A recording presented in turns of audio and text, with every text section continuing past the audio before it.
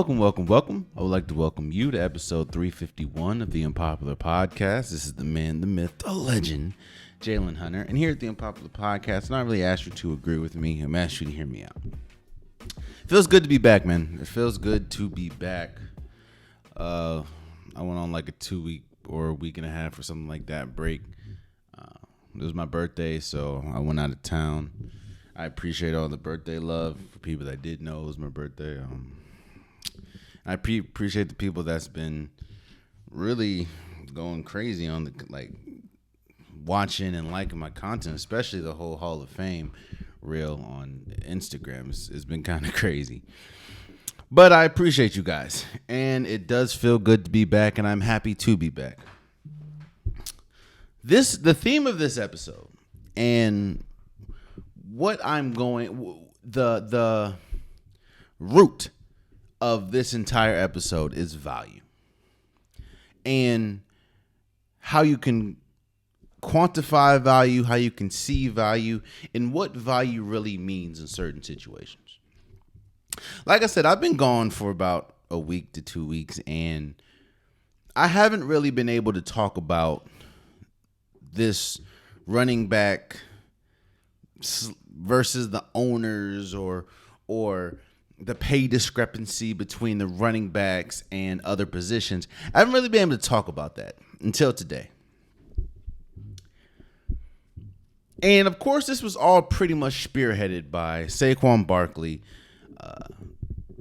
threatening to hold out because the Giants gave Daniel Jones a new deal and not Saquon Barkley. Now, it's more on not giving Saquon Barkley the deal.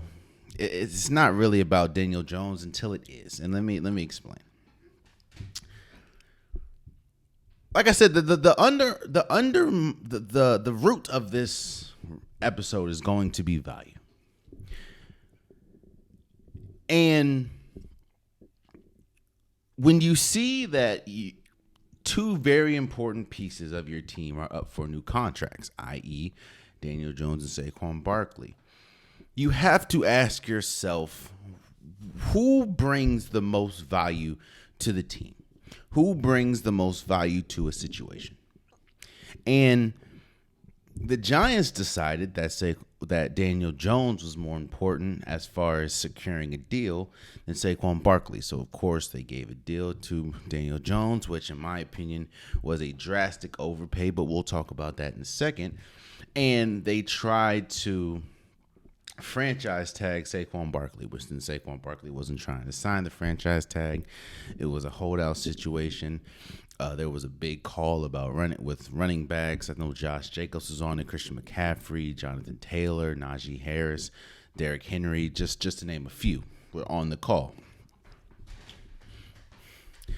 Which then Saquon Barkley ultimately signed a $10 million 1 year deal with $1 million worth of incentives. However, I don't know if he's really going to hit those incentives because even in his best year, he hasn't hit those incentives. And it is kind of predicated on the Giants making the playoffs, which I don't know if that's going to happen or not.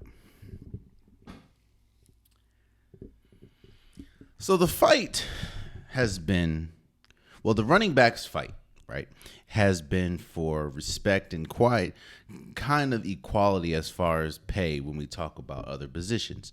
The running back is one of the least paid positions in the NFL right now. And when you see people that have produced gigantic numbers on the field, yet their pay doesn't really resemble that, that's when you get frustration. That's when you get a Saquon Barkley situation, a Josh Jacobs situation.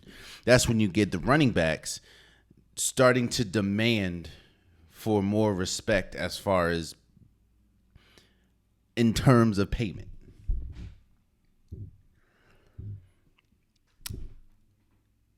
Today, I'm going to give you both sides. I'm going to give you how I feel in the running back position and how I feel with the ownership position as far as giving money to running backs.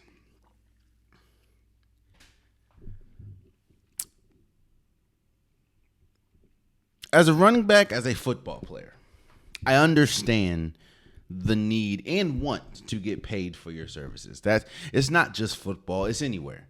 If you do a service, you expect to get paid. And if you will do a service exceptionally better than somebody else, you expect to get paid more than somebody else. And when you look at some NFL teams, not all, of course, but some NFL teams, their best players are running backs. When you look at the Titans, your best player is Derrick Henry. When you look at, when you look at the 49ers, you can argue that the best player is either Christian McCaffrey or Deebo Samuels. Of course, the Giants, their best player is Saquon Barkley. For a while, the Raiders' best player, most consistent player, has been Josh Jacobs. Austin Eckler, outside, of course, Justin Herbert, Austin Eckler has been a very important piece to the Chargers' success. So as a running back, you want and you feel you deserve, and you should. The NFL is the only sport where one hit can end your entire career. We've seen that on several occasions. And when we talk about the running back position, that hit can come faster, or the hit is more likely to happen. Of course, knock on wood, you hope that doesn't happen, but that hit is likely to come, or is more likely to come for a running back position, seeing as how physical that position is. So as a running back, of course, you want to get paid for your services. You want to get that security, because you never know. And you see people like Le'Veon Bell. Le'Veon Bell held out with the Steelers, and you see how what came of that. Players, especially running backs, want security and need security. I'm all for, and I've said this several times, I am all for a player getting paid what they deserve. I'm all for a player getting as much money as they're willing to offer.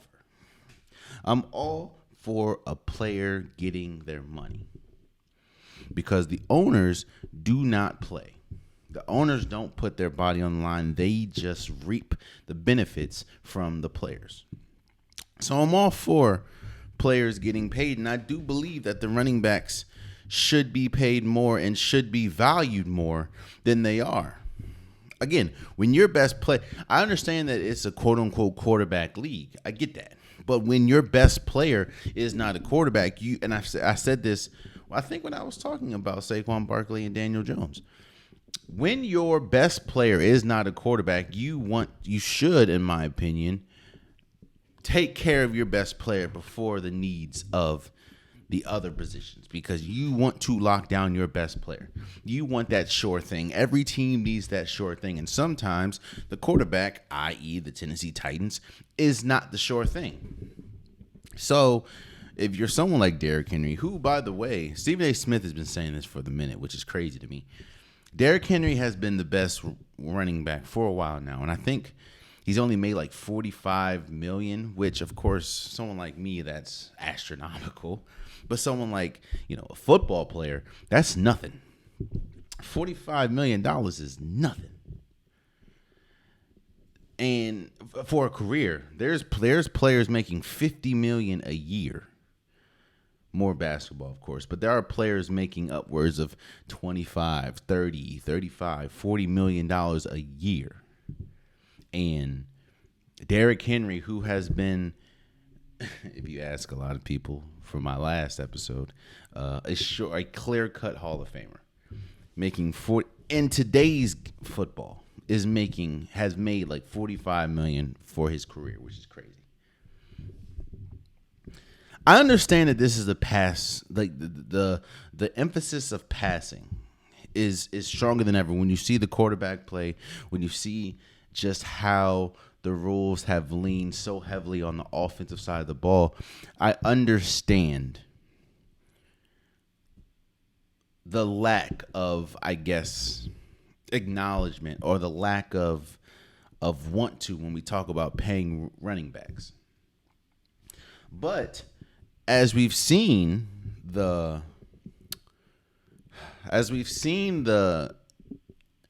elevation and the acceleration of passing, you've seen a lot of running backs adapt. Like I said, you've seen Austin Eckler is one of the better catching running backs. Saquon Barkley, one of the better catching running backs.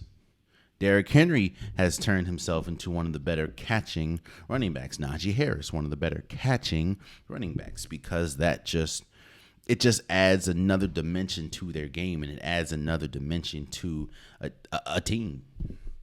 So I understand it, man.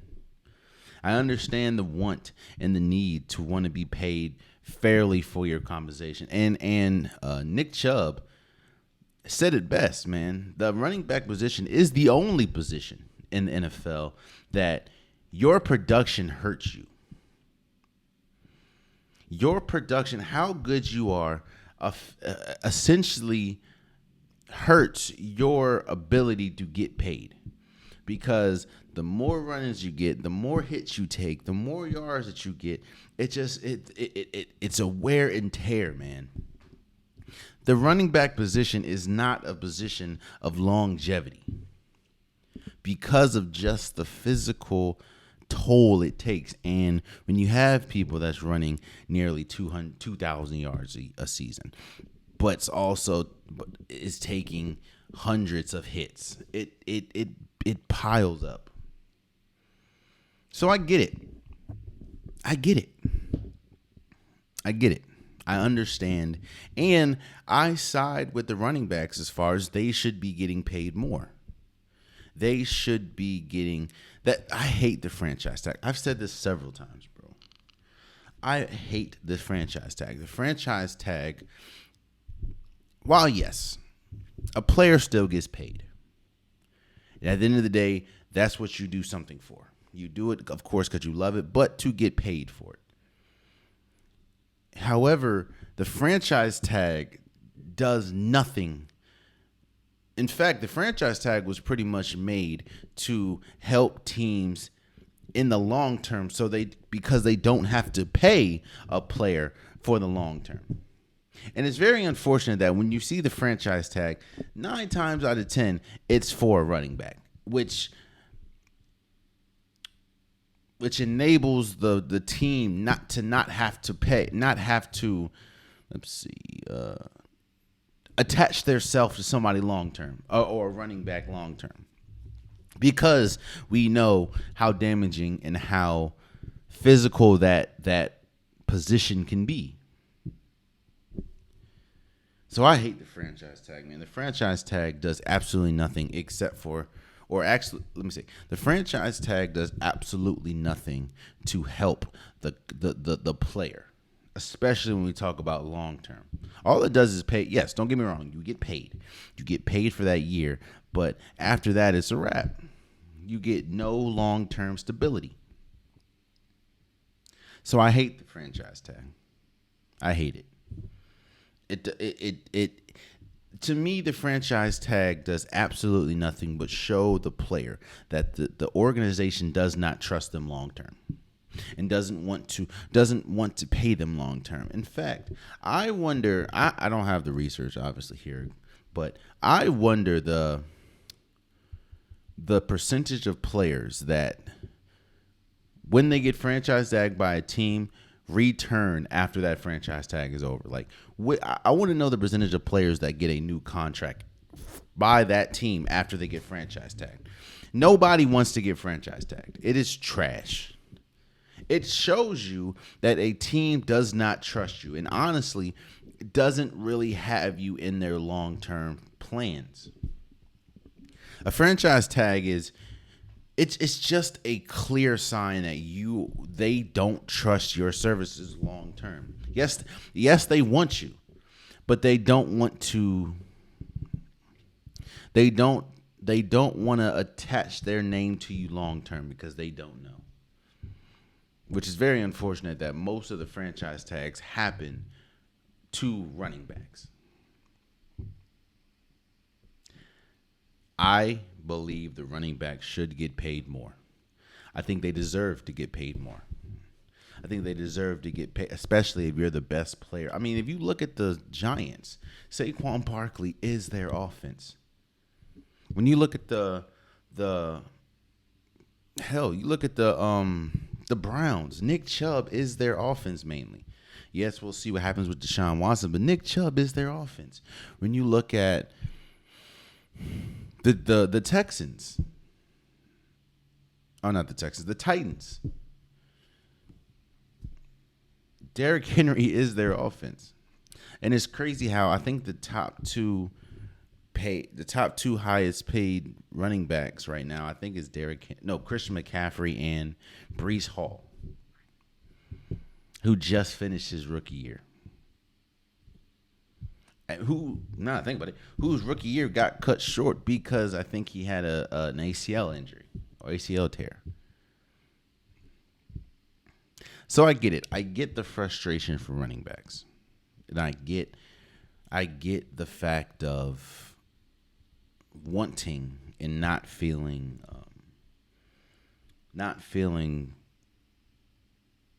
respected in the marketing field as far as payment and feeling that you deserve more than your counterpart. I get it. Now it's time to play devil's advocate. Let me not even call it devil's advocate. Let me explain to you what the owners see. And let me explain to you why running backs probably will never get. Let me say this. Let me not say that. Let me reword it. When you look at the last few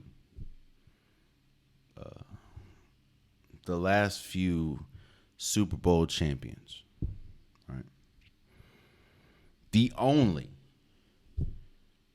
running back of merit was Leonard Fournette. Now, don't get me wrong. I'm not trying to disrespect Cam Akers. I'm not trying to disrespect Isaiah Pacheco, who was a rookie last year. I'm not trying to disrespect any of them. But when we talk about a household name, Leonard Fournette is the main one that comes to mind. You see, this is where the value comes in. This is where the value talk comes in. And this is the argument against running backs. Now, again, I'm for every single player getting what they feel they deserve and getting what they can negotiate. But let me explain to you the thinking of the owners, of the people cashing the checks. Look at the last few Super Bowls, man. Super Bowl winners, the Chiefs, Isaiah Pacheco, who was a rookie. The Rams, Cam Akers was terrible that game. Again, Leonard Fournette and the Leonard Fournette and the Bucks. We talk about all the top running backs in the league. Saquon Barkley, Christian McCaffrey, Derrick Henry. Hell, he's not even on the team right now, but Delvin Cook, Joe Mixon, Nick Chubb. You know what? Let's talk about the teams that their best player is the running back position. I would say Saquon Barkley and the Giants, Derrick Henry and the Titans, arguably Christian McCaffrey and the 49ers. You can argue Deebo Samuels, but let's just say Christian McCaffrey. What do all of them have in common? None of them has played in a Super Bowl. Maybe Christian McCaffrey. No, none of them has played in the Super Bowl.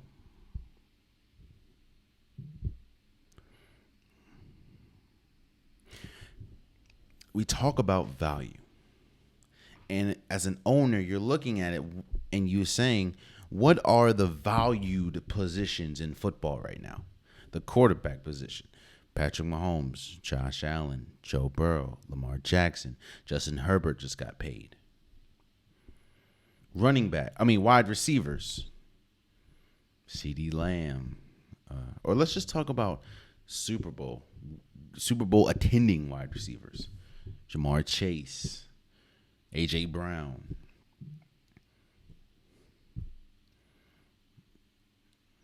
Odell Beckham Jr. It has not been proven that a team that is led by a running back can win a Super Bowl. Damn near let alone make a Super Bowl. We talked about Le'Veon Bell. That was the biggest hindrance to Le'Veon Bell's stance. When you looked at that Pittsburgh Steelers team, you still had Big Ben. You still had Antonio Brown before everything went left. You still had Mike Tomlin, an incredible coach. You still had a very good defense. Le'Veon Bell was not the piece. He was a piece. He was not the piece. And that is why it was so easy for the Steelers to allow him to sit out. Don't get me wrong, man. Saquon Barkley could have sat out. It's looking like Josh Jacobs might sit out and hold out. But quiet as it's kept, even with them playing, I don't have the Giants winning a Super Bowl. I don't have the Raiders winning a Super Bowl. I don't have the Titans even making it to the Super Bowl. That is the overarching problem with this stance when we talk about why the running backs don't get paid, because it has not been shown to be a valued position when we talk about winning Super Bowls. Think about it, man. In the history, some of the greatest running backs we've ever seen has not won a Super Bowl. Barry Sanders, LaDainian Tomlinson, Adrian Peterson, Derrick Henry. Now, yes, some have, of course. Like you have Emmitt Smith, but Emmitt Smith also did play with Troy Aikman and Michael Irving.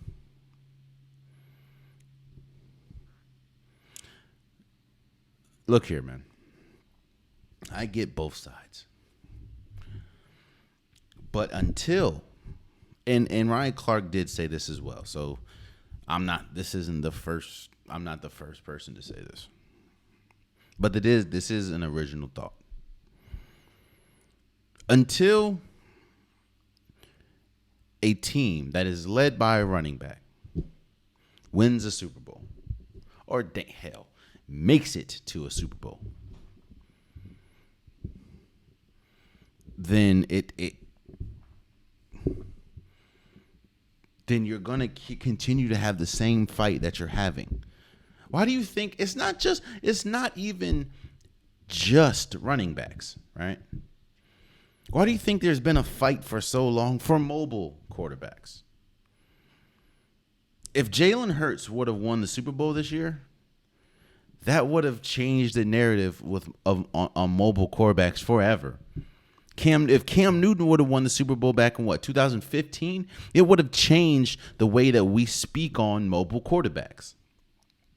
There's a reason why the Ravens can play hardball with Lamar Jackson, because they can look back and think most of the greatest running, in fact, all of the greatest mobile quarterbacks have not won a Super Bowl. Yes, Patrick Mahomes can be mobile, but that's not his skill set. That's not his strong point. We talk about mobile quarterbacks. You talk about Lamar Jackson. You talk about Michael Vick. You talk about Cam Newton. None of them have won a Super Bowl. 2 of them have not even been there. Going back to the running back position, Derrick Henry has all these numbers, man. Derrick Henry has a chance year after year to break Emmitt Smith's single season rushing record. Yet and still, I don't think he's ever been to a AFC championship, a conference championship. Christian McCaffrey was putting up historic numbers in Carolina. Didn't amount to nothing as far as team winning. He went over to San Francisco, and they had a very good shot of making it to the Super Bowl if it wasn't for all of their quarterbacks going down. In fact, when we talk about it, we don't talk about how good Christian McCaffrey was. We talk about Brock Purdy going, 9-0.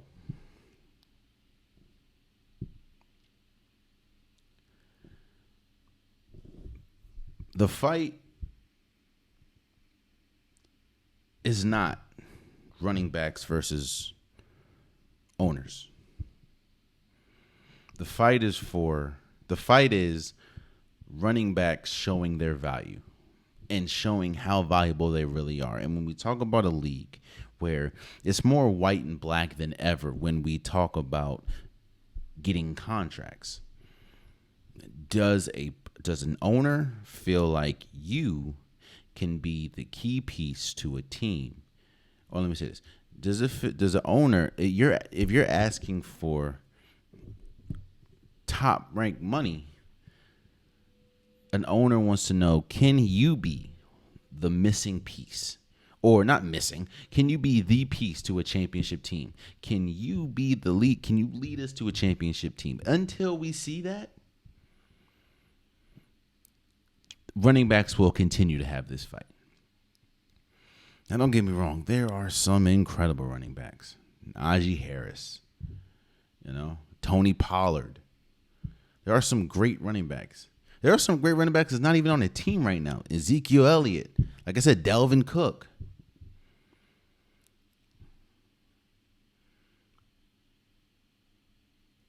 Yet, or I'll say this in closing for this topic. There's a reason why there was a Zoom call with all the running backs, I said. And there's a reason why a lot of the people are looking at the Saquon Barkley deal as kind of like a slap in the face to the fight that the running backs are having with the ownership and fight for recognition and fight for equality as far as pay. And people are like, why would Saquon Barkley take that money? And after being one of the loudest in the room when we talk about wanting to be paid. And my thing is, the worst thing a running back can do is hold out, especially when a running back's years are not guaranteed. And the running backs have a very short football lifespan.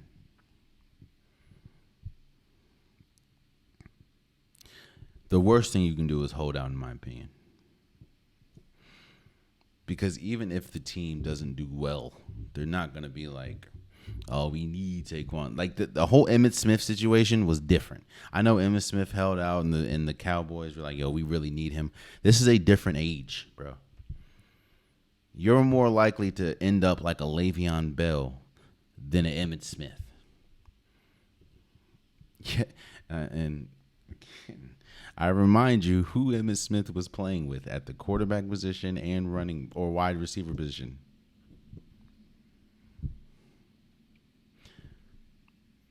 Until a running back leads a team to a Super Bowl, I'm not saying you have to win, but leads a team to the Super Bowl, the owners will never look at them and think they deserve top tier money, no matter how talented they are. Never. Because in the owner's eyes, why would I pay you like you're in an important position when I need money to secure the most important positions, the offensive line, the quarterback? And the biggest indictment and the biggest hindrance to running backs is when you look at the Super Bowl winning teams the last few years. Let's not even just do that. Let's look at this. Let's look at the Super Bowl winning team this year, the Kansas City Chiefs. Their running back was a rookie named Isaiah Pacheco, who was, I think, drafted in the 5th round, I believe. And was incredibly productive in the Super Bowl. So an owner is thinking, why would I pay you top tier money when I can get a rookie to be very impactful in the Super Bowl? When I understand the fight. Not everyone has a Patrick Mahomes or a Travis Kelce or a Chris Jones. But Quads has kept one of the highest paid running backs right now is Bijan Robinson, and he hasn't even played a professional NFL down. Until a running back shows that they can be the man for a Super Bowl attending at least team, this fight will continue to happen. It's about value. Speaking of value, let's move on.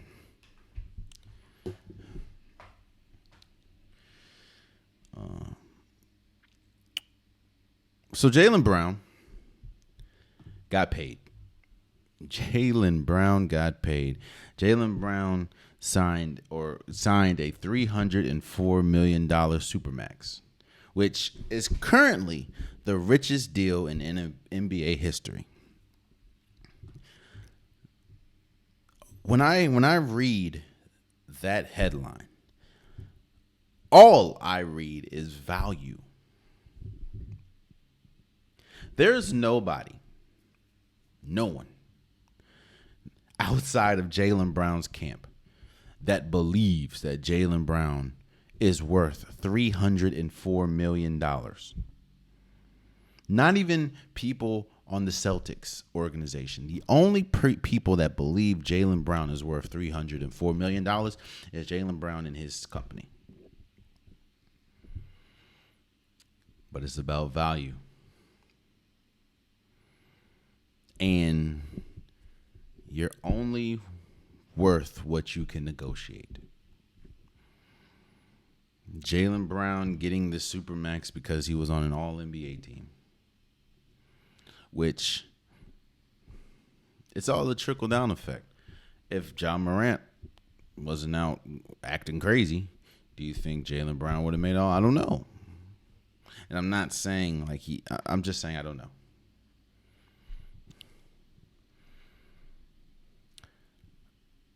I was having a conversation with a friend of mine, and he asked me where would I rank Jaylen Brown, right? And he was rattling off names like, would I pick Jaylen Brown over a Shai Gilgeous-Alexander, or over a De'Aaron Fox, or over a Anthony Edwards? And those are tough conversations to have, or no, tough answer. We know how good those players are. We know how good Jaylen Brown is. But the story today really isn't Jaylen Brown getting paid $304 million. It's the Celtics had to pay Jaylen Brown $304 million. They had absolutely no other option. And that's a lie. Everyone has other options. The other option the Celtics had was to not pay him and let Jaylen Brown walk for nothing. Jaylen Brown, one of the best players, or one of the best young players in the NBA. The Robin on the Celtics, which of course, as we've seen, the Celtics get at least all the way to an NBA Finals just 2 years ago.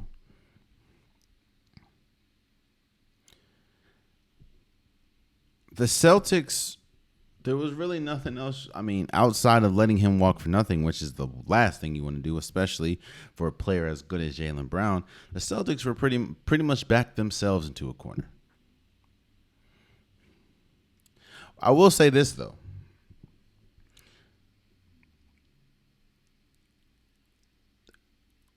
Kendrick Perkins said this, and I agree wholeheartedly. One is it's very hard to trade this contract. Now, again, you can trade him to a team that maybe isn't competing for anything and just trying to get off contracts. But then again, and maybe just needs a star. But then again, that is tough. To sign a player or to trade for a player that has limitations. He can't go left. Let's just be real. Sign him to but the Celtics had to do it. And trust me, you're going to see a lot more contracts like this for players that you may feel don't deserve contracts like this. Because of the new CBA and because of the new stipulations to what you have to do and what you have to accomplish to make an All-NBA team. One of the biggest reasons why Jaylen Brown got this deal was because someone like Ja Morant did not qualify for an All-NBA team. Talent-wise, he definitely deserved to be an All-NBA team last year. He didn't qualify because he missed too many games. Someone like a Anthony Davis didn't qualify. That is now I think you have to play 62 or 65 games. That is going to hurt a lot. Someone like a Paul George didn't qualify. Someone like a Kawhi Leonard didn't qualify.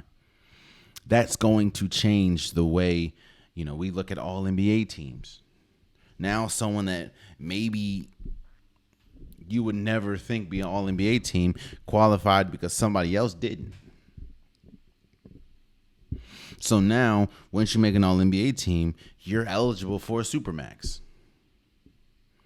This is definitely... So I don't think that Jaylen Brown is going to be the richest contract in NBA history for long. But there was really nothing the Celtics could have done except for let him go. And don't get me wrong, I don't know, with the limitations and the very similar skill sets that him and Jason Tatum have, I don't know if the Celtics with those two leading the pack. Don't get me wrong. I know how great Jason Tatum is. I know how great Jaylen Brown is.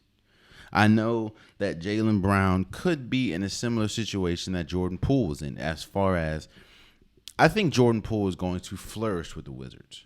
I don't think that it's going to really amount to winning because the Wizards aren't really a good team. And I don't really think they're interested in winning right now.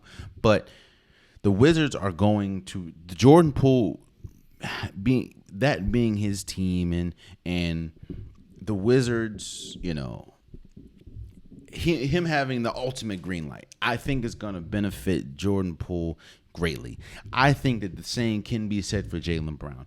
I think if you put Jaylen Brown on someone like the Rockets or a team that might not really be the Charlotte Hornets, I think they'll be interesting. And I think Jaylen Brown would put. I mean, last season he averaged 26.6 points a game on the Celtics. Just imagine what he'd do when he's a number one. Now, again, I don't think that him being a number one will lead to championships, but I do think that he could flourish on a team by himself. But even with that being said, I understand how good Jaylen Brown and Jason Tatum are together. So do the Celtics. And the Celtics don't want to break that up for nothing. Let me say that. The Celtics don't want to just let a player that good walk for nothing because you didn't want to pay him. And you could afford him. Yes, that 304 is daunting. And it's definitely going to affect the way that the team is built moving forward. But again, what could the Celtics do? And I also agree with Kendrick Perkins and said the Celtics are expecting more than one championship out of this deal. Because trust me, Jason Tatum is coming quite next. Jason Tatum is one of the best players in the league. You think he's not going to demand or warrant a supermax?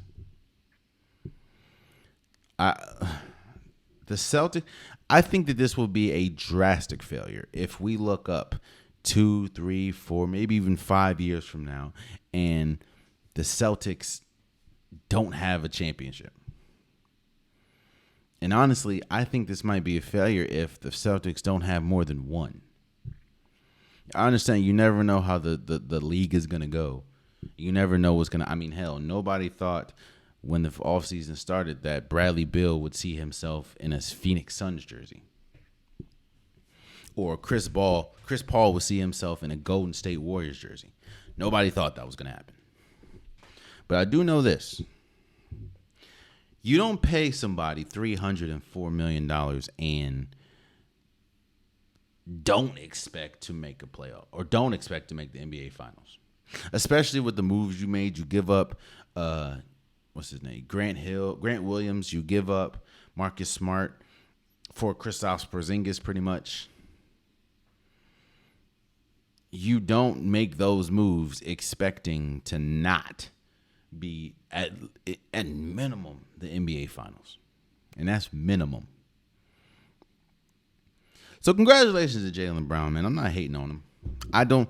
I may not think he's worth that, but I'm happy that he did get paid that, and I'm happy that you're only worth what you can negotiate.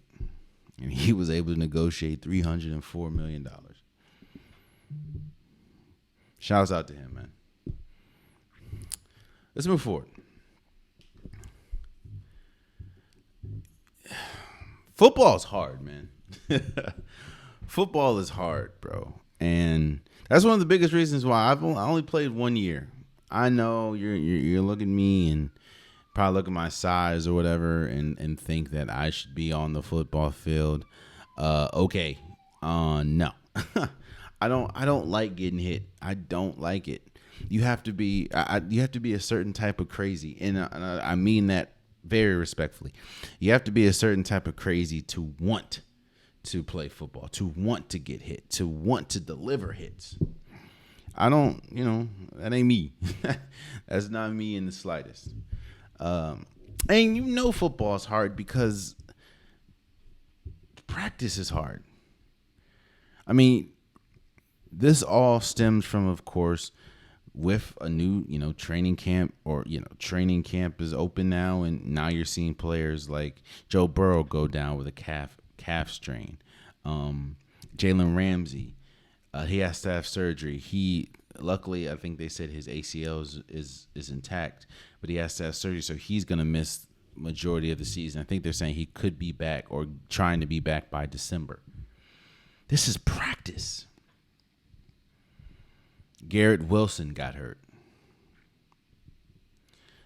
Look, man, I am not a football player. I will never say that I am a football player. I will never lie and say I want to be a football player. I don't.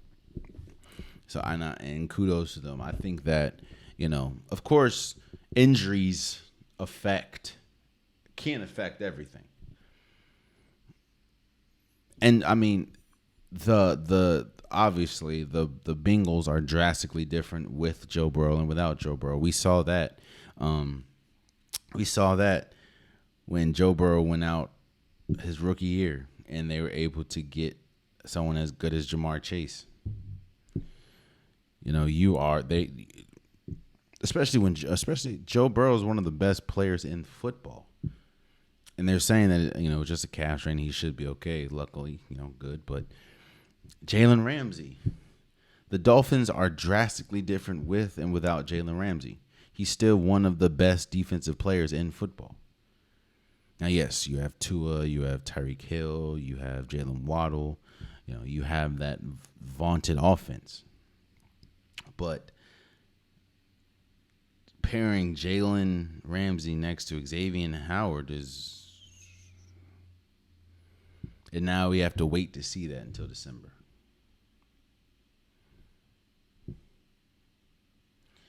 It's tough. It's tough. But that's football for you, man. That's why it's very hard to predict football. That's why it's very hard because and that's, again, goes back to our first point, or goes back to our first topic, man. Football is a dangerous sport. You can have a season-ending injury or in practice. Hell, was it Naheem Hines? He had a speedboat accident, and he's out for the season. And now I think that he's in a dispute with the Bills, because I don't think the Bills are trying to pay him this year because you got hurt off the field, or off of the team facilities. It's tough, man. One thing I do want to talk about, though, Justin Herbert just got paid. Justin Herbert signed, I think, the richest, well, right now is like one of the richest contracts, if not the richest contract, as far as average salary in NFL history. He got paid 5 years, $262.5 million. Now, like I said, and I've been saying this all day, value. What the Chargers did, and you knew it was coming, so I'm not like fretting them. I'm not saying that they shouldn't have done this. But what the Chargers did was they did something that is very risky. You pay someone off sheer talent, not off of what you've done.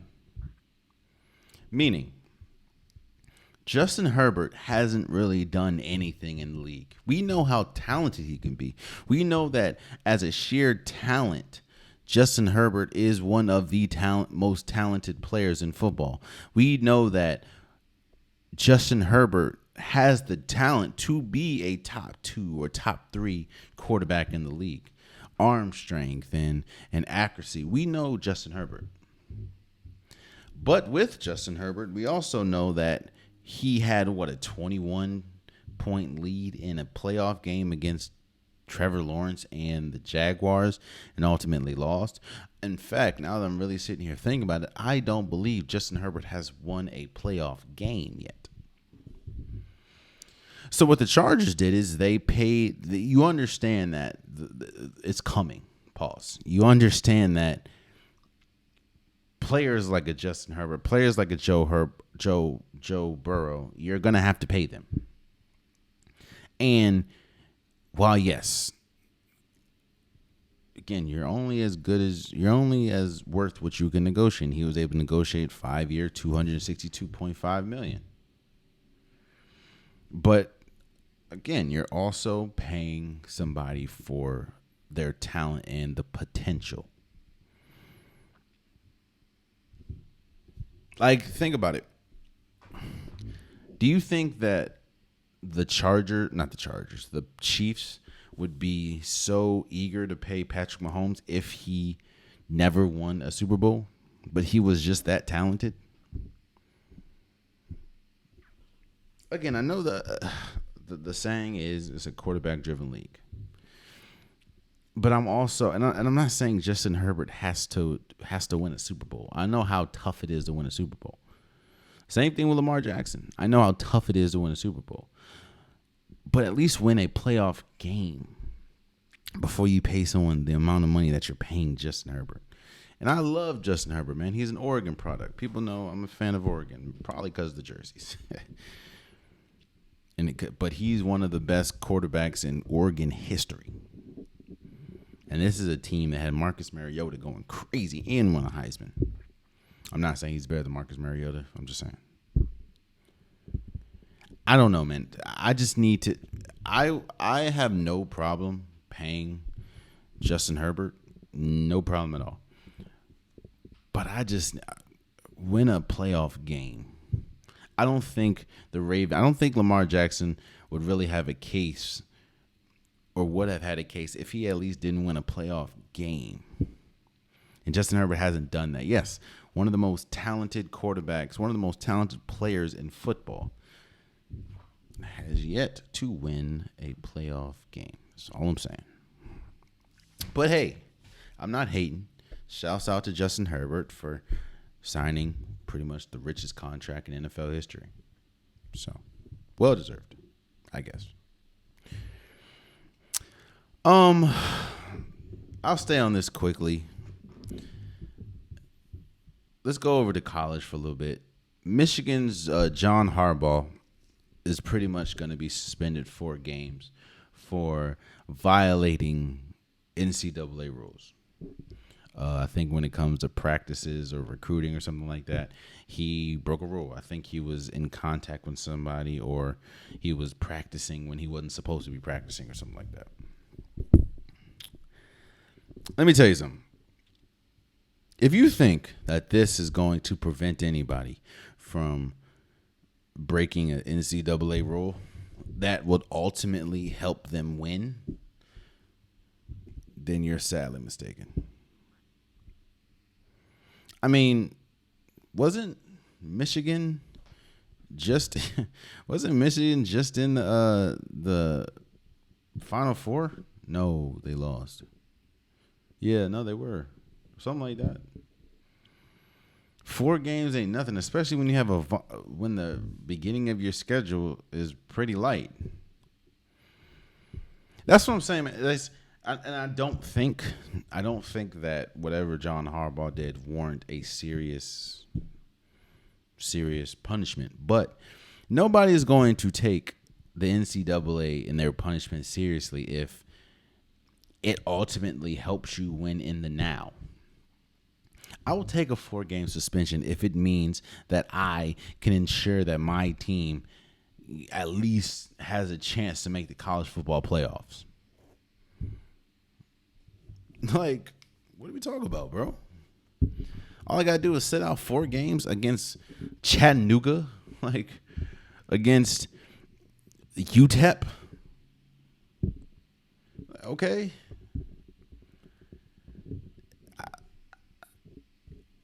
Look, I'm not saying it's cheating. I understand that it's an NCAA rule or whatever. But if you're not doing what John Harbaugh did, obviously, or Jim Harbaugh, I'm sorry, what he did was he put his team in the best position to win, which only cost him 4 games. It's not like they're vacating wins. No, it's just he's out 4 games. And I'm sure, and I think Jim Harbaugh even said, I'm not even, it is what it is. He didn't say it is what it is, but I think he said pretty much something like, there's no, it is what it is. I think he said, I'd do it again, dude. It sucks that you're suspended 4 games, but when you have a team as good as Michigan, and let me see who their first few games are. Their first 4 games. I'm sorry. I'm looking up Michigan's first 4 games to see just how much that'll hurt. Okay, so Michigan's first 4 games is East Carolina, UNLV, the football, not the basketball, Bowling Green, and Rutgers. Yeah, man. If I'm Jim Harbaugh, I don't, all right, 4 games. It is what it is. Chalk it up. What the fuck? What is 4 games, bro? Again, whatever he did, I think it was they were practicing legally or something. It ensured them at least a spot or a chance to make the college football playoffs, and that's what everyone wants. So I'd do it again if I were him. So it is what it is. Lastly, before we go, the news broke that Colorado is breaking off from the Pac-12 and going to the Big 12 in, I think, 2024. Again, man, this is yet another. The Pac-12, I don't think the Pac-12 is going to be able to survive. I think that the Pac-12 and other conferences are going to have to merge with somebody else. I think that you're seeing time and time again. I mean, USC is about to leave. So I think they left. I think UCLA is gone too. Oh no, I think UCLA is possibly leaving too. So it's like Oregon, as good as Oregon has been, they're not good enough to keep to hold the conference up by their shoulders. In fact, fun fact, I put money. You can't name me 5, maybe 6, unless you're an avid fan. But you can't name me. Let me say this. I bet money that an average fan, right, an average fan that probably watches college football every weekend, I put money you can't name me 7 Pac-12 schools. That's. I understand why Colorado did what they did. Why would I stay in a conference where I can get more? I understand Colorado came from the Big 12 to go to Pac-12, but it's just like the Pac-12 is dying. Smaller conferences are dying. The Sun Belt Conference, they're dying. I think we're getting closer and closer to a super conference. Or like 2 super conferences. I don't think, it's crazy, man. Because, I mean, even the ACC is done for if Clemson ever wakes up and thinks, well, we're already in the South. What's the point of being an ACC and our biggest game is against Florida State, is against North Carolina? Why don't we just make our way over to the SEC? Because we're already in the South. I kind of understand why Clemson wouldn't do that, but I also understand why they would. More exposure. I mean, I think Oklahoma and Texas going to SEC is going to be big for them as far as exposure, as far as money and playing huge big games. But look, I understand Texas used to be a powerhouse. I understand that Oklahoma used to be a powerhouse, but it's different playing. Let's see, in Auburn. Auburn one week. Next week, got to go play. Arkansas. Then you got to go play Tennessee, and then you got to go play Alabama. That's gonna be tough. That's a tough one, man. But I get it. I understand. Colorado, they were trash last year. Let's keep it a bean. They were trash last year, and really the biggest reason why we're talking about Colorado is because of prime time. Is because of Deion Sanders is there. But it's kind of like the argument that they have with HBCUs. Can an HBCU hold someone with like a 5-star athlete? Do they have the resources? Do they have the ability to to have a Zion Williamson come to the school, or have a, I don't know, LeBron James or something come to their school. Colorado, they need to pay. They need to find a way to pay the bill for Deion Sanders, and the best way to do that is to leave a Pac-12, a conference that, in my humble opinion, is kind of dying, and go to a more sustainable conference. So, I get it, man. I get it, and I'm interested to see. I don't know how. I mean, I'm interested to see what Colorado looks like this year. I mean, they were god awful last year. So, and of course, we know the Deion Sanders, what he does when he gets on a team. So, I'm interested to see what they look like. But and I'm also interested to see maybe 2-3 years from now what the Pac-12 looks like. Because right now it's what, USC and Oregon and UCLA. Yeah. But there you have it. That has been today's episode of the Unpopular Podcast. I appreciate you guys. If you want an Unpopular Podcast shirt, hoodie, sweater, long sleeve joggers, the link is in the description below. I have multiple different colors, multiple different designs. Get your Unpopular Podcast merch today. Also, please subscribe to whoever you're listening. Please subscribe to whoever you're watching. I'm still trying to get to 1,000 subscribers on YouTube. I am so close, under 200. Anything will help, man. Subscribe to the socials. Subscribe to Twitter. Instagram. Subscribe to TikTok. I post pretty much daily. Again, I have been gone for about 2 weeks. I was on a break due to my birthday, and I am back, and the content will start flowing yet again. And I do appreciate all the love that I've got with the old episodes, old content, old videos on YouTube. So, yeah, I definitely appreciate everybody, man. And thank you for your patience. I'm back. And until next time, much love.